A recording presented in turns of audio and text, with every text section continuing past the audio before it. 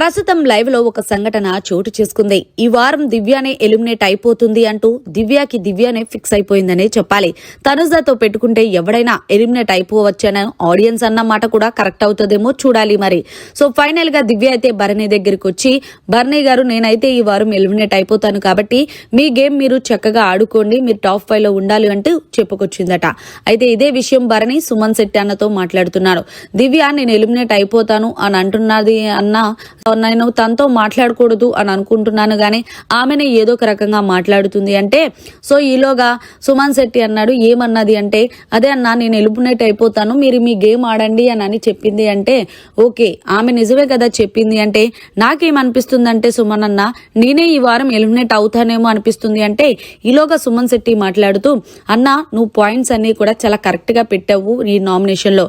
So నాకు తెలిసి నిజంగానే దివ్యానే ఎలిమినేట్ అవుతుంది. దివ్య ఎలిమినేట్ అవడానికి రీజన్ ఏంటంటే, ఆ రోజు తనుజ విషయంలో ఏదైతే అన్ఫైర్ డెసిషన్ తీసుకుందో అదే ఆ అమ్మాయికి మైనస్ అయ్యింది.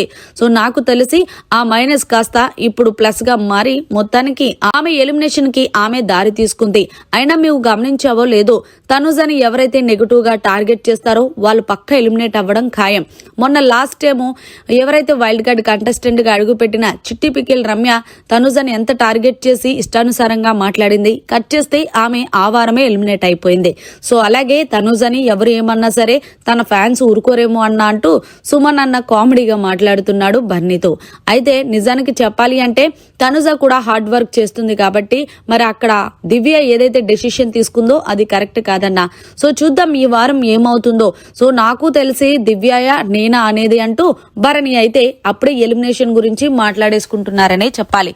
సో మరి మీ దృష్టిలో భరణి చెప్పినట్టు భరణి ఎలిమినేషన్ అవుతాడా ఈ వారం, లేకపోతే తనుజతో పెట్టుకుంటే ఎవడన్నా ఇంటికి అన్నా మరి సుమన్ అన్న చెప్పినట్టు దివ్య ఎలిమినేట్ అవుతుంది అనేది కమెంట్ చేయండి. ఇదంతా కూడా లైవ్ లో చోటు చేసుకుంది. మరిన్ని లేటెస్ట్ లైవ్ అప్డేట్స్ కోసం చూస్తూనే ఉండండి మీడియా కార్నర్.